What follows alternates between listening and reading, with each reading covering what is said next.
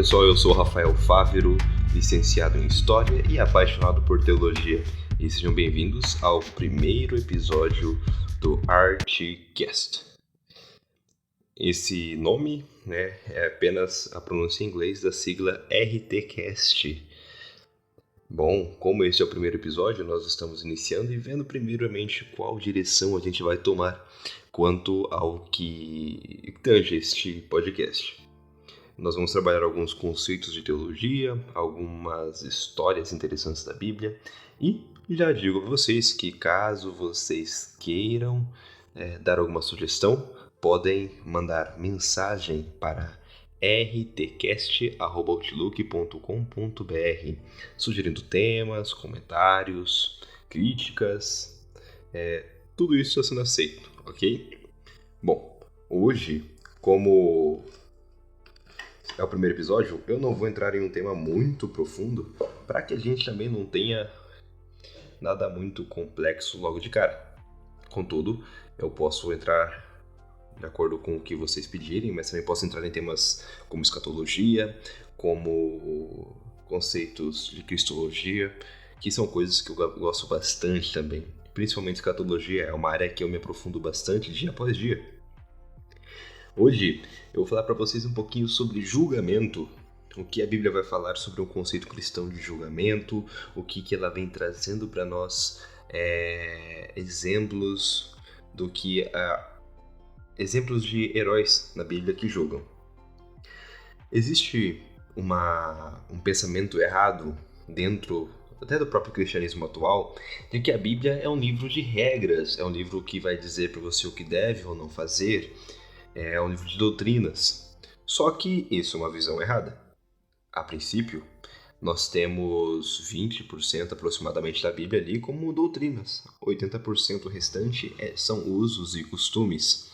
Esses usos e costumes, eles têm muito a nos ensinar. São o jeito que os nossos patriarcas, os reis, os profetas agiram e que, tanto de formas corretas, de formas incorretas, e isso faz com que nós nos direcionemos de um jeito melhor na conduta cristã. E hoje eu vou utilizar como base 2 Samuel capítulo 12, onde o profeta Natan repreende Davi. Bom, só para deixar vocês inteirados, para contextualizar, Davi estava em seu palácio num período de guerras, mas ele não tinha ido à guerra e estava passeando em seu palácio quando ele vê uma mulher muito bela tomando banho. Você já conhece essa história? Ele vê Batseba. Batseba era casada com o homem Urias. Contudo, Davi manda chamar Batseba até o seu castelo e ele acaba tendo relações sexuais com Batseba. Batseba, então, engravida de Davi. Davi manda chamar Urias novamente para que ela e eles se deitassem, para ele usar como desculpa para que não seja descoberto que ele era o pai. Davi tem essa atitude. Contudo, Urias não vai para casa, ele fica e dorme fora de casa porque ele achava incorreto ele deitar e ter prazeres enquanto os seus amigos e companheiros estavam morrendo na guerra. Com isso, Davi manda Urias novamente para a guerra e, junto com Joabe, eles direcionam Urias para a frente de comando para que Urias morresse. Então, Davi planeja a morte de Urias. Com isso, o profeta Natan ele vai até Davi. Olha que interessante, vou ler com vocês. Vai estar ali em 2 Samuel capítulo 12, versículo 1 até o versículo 12, ok? Então o Senhor enviou o profeta Natan a Davi. Ele foi até o rei e lhe disse: havia 2 homens em certa cidade. Um era rico e o outro era pobre. O rico era dono de muitas ovelhas e muito gado. O pobre não tinha nada, exceto uma cordeirinha que ele havia comprado. Ele criou a cordeirinha, ela cresceu com os filhos dele, comia do seu prato, bebia do seu copo e até dormia em seus braços. Ela era como sua filha. Certo dia, um visitante chegou à casa do rico. Em vez de matar um dos animais do seu próprio rebanho, o rico tomou a cordeirinha do pobre, a matou e a preparou ao seu visitante. Davi ficou furioso com esse homem rico e jurou: tão certo como vive o Senhor, o homem que faz uma coisa dessa merece morrer. deve restituir 4 ovelhas ao pobre, por ter roubado a cordeirinha e não ter mostrado compaixão. Então Natan disse a Davi: Você é esse homem? Assim diz o Senhor, o Deus de Israel: Eu o ungi rei de Israel, e o livrei das mãos de Saul. Dei-lhe a casa e as mulheres de seu senhor, e os reinos de Israel e Judá. E se isso não bastasse, teria lhe dado muito mais.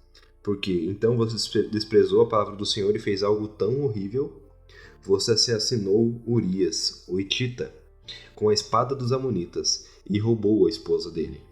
De agora em diante, a espada não se afastará de sua família, pois você me desprezou ao tomar para si a mulher de Urias. Assim diz o Senhor: de sua própria família farei surgir seu castigo. Tomarei suas mulheres diante de seus olhos e as darei a outro homem, e ele se deitará com elas à vista de todos. O que você fez em segredo, eu farei acontecer abertamente, diante de todo Israel. Olha que interessante, fechando a Bíblia aqui, vamos aos comentários. A primeira questão, eu acho interessante pelos usos e costumes do período, que a gente compreende vendo pelos hábitos beduínos, que são povos ali da região do Oriente Médio, de Israel, Palestina, que vivem num padrão de vida como, por exemplo, Abraão vivia. Eles vivem em tendas, eles não conseguem viver em casa, eles são nômades, eles vivem mudando de lugar. E o interessante é que, na cultura, comer do próprio prato, comer na casa de um beduíno é uma das maiores honras, já que a comida é algo muito escasso, algo muito necessário. Então, dentro da cultura deles, quando eles chamam alguém para comer, chamam alguém para partilhar de uma refeição, isso é um sinal de grande paixão, uma grande alegria por ter aquela pessoa por perto. Então, quando Natan cita da cordeirinha que comia até do próprio prato, bebia da mesma vasilha, era um sinal de que aquela cordeirinha era muito amada por aquele homem. O interessante é que o julgamento de Davi, ele fala que o homem mereceria morrer, mas logo depois ele acrescenta que ele deveria restituir aquele senhor, aquele homenzinho que perdeu sua cordeirinha, 4 outras ovelhas. Prestem atenção no julgamento que Davi faz. Se a gente analisar, Jesus, depois de citar que nós somos sal da terra, luz do mundo, ele também vem dizer para que nós não sejamos juízes, não venhamos a julgar os outros, porque a mesma medida que nós utilizarmos para julgar os outros seria usado para nos julgar. E isso acontece com Davi. É claro que não existe uma declaração clara na Bíblia quanto ao que eu vou dizer aqui agora, mas é uma coisa digna de se pensar. Após Davi ter sido repreendido pelo profeta Natan, a primeira questão é que o filho que ele teria com Batseba, ele morreria. Então a criança nasce, mas logo depois ela morre. Só que, lembra que Davi falou que o homem teria que restituir 4 ovelhas? Davi vai perder um total de 4 filhos. Vamos lá. Davi vai perder o filho que ele teve com Batseba, que morre ainda bebezinho. O segundo filho que Davi vai perder é Aminon, que ele acaba abusando de sua irmã e ele vai ser morto pelo seu outro irmão, Absalão. Absalão, por sua vez, ele entra em rebeldia contra Davi, ele toma o reino de Davi durante um período, e até certo ponto, Absalão acaba sendo morto por Joabe. Ele acaba sendo morto por Joabe, e com isso nós perdemos 3 no total. E qual que é o quarto, Rafael? Davi perdeu 4 filhos mesmo? Vamos lá, vamos pensar. Logo depois da morte de Davi, nós temos também o último, Adonias, sendo morto pelo próprio Salomão. Adonias, quando Davi é ainda velho, ele tenta assumir o trono à força. E Salomão poupa ele e tudo mais, só que depois ele tenta agir com maldade e passar a perna em Salomão. Então Salomão vai e manda matá-lo.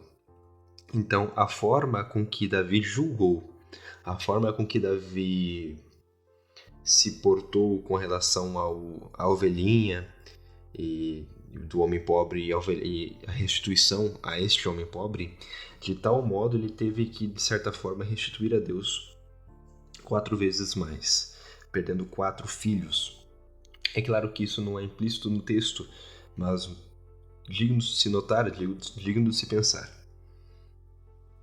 Mas com relação ao julgamento, nós temos que sempre lembrar, dentro da comunidade, que nós não vivemos uma comunidade perfeita.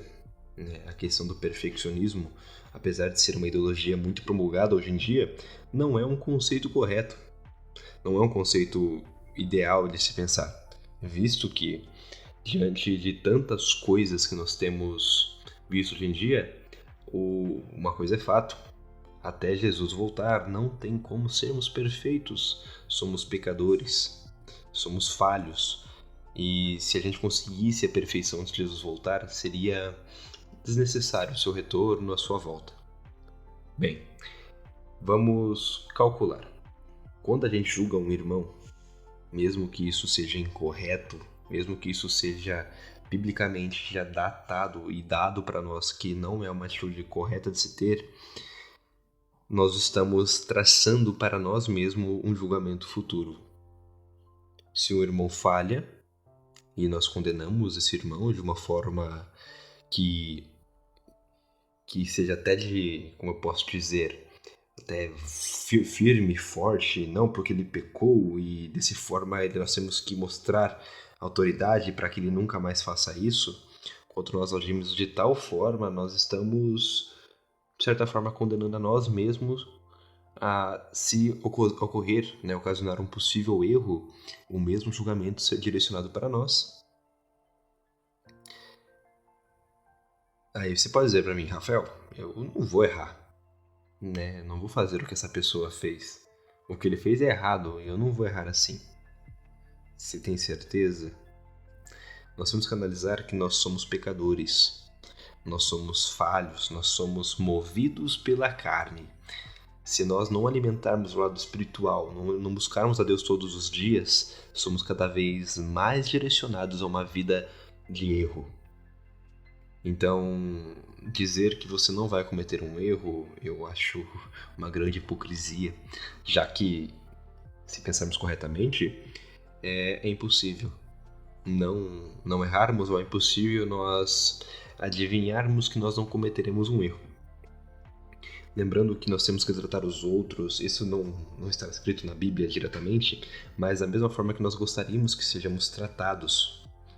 Quando a gente vai olhar para o comportamento de Cristo, Cristo sempre tratou com muito amor, sempre tratou com muito carinho as pessoas, mesmo na hora de falar sobre os seus pecados, sobre os seus erros. Nós vamos olhar, por exemplo, para a mulher adúltera e nós vemos Cristo primeiramente espantando aqueles que queriam apedrejá-la.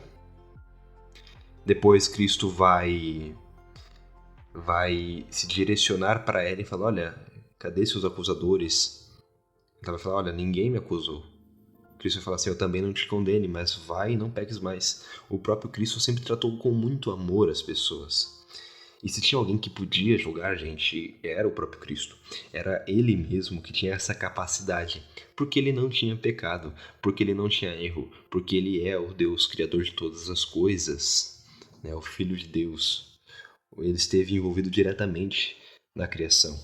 Lembra de João 1? No princípio era o verbo estava com Deus, o verbo era Deus. Aquela terminologia dita por João, ele se referenciava a Cristo como um agente direto da criação. Então, se o próprio Cristo, que tinha a capacidade de julgar, ele podia julgar porque ele sim não erraria, porque ele sim era perfeito, não o fazia. É claro que ele condenava o pecado, ele condenava o erro, mas ele sempre tratou com amor. Quando nós olhamos para o nosso irmão que está em erro, nós temos que acolhê-lo inicialmente, não passar a mão quanto ao erro, falar do seu erro: olha, o que você fez foi errado, mas trabalhar junto com ele para que ele possa corrigir e não cometer mais, que ele possa melhorar. O cristianismo é uma comunidade que deve viver em união, não viver de forma com que sejamos separados, Sabe aquela frase, a igreja sou eu? É uma frase ridícula. A eclésia é uma junção de igrejas, de pessoas. A igreja é a junção de pessoas. Seria a mesma coisa de falar que a abelha é a colmeia. É ridículo. Então, a igreja é a junção de pessoas. Por ser um ajuntamento de pessoas pecadoras ainda por cima, é a mesma coisa com um hospital cheio de doentes. Um tem que ajudar o outro, um tem que apoiar o outro. Se nós não nos ajudarmos, quem que nos ajudará além de Deus? Então, aquela ligação vertical, nós com Deus, e horizontal, nós com nossos irmãos, elas são essenciais. Pensem como um corpo. Se por algum motivo uma mão está machucada, você não pode ignorá-la.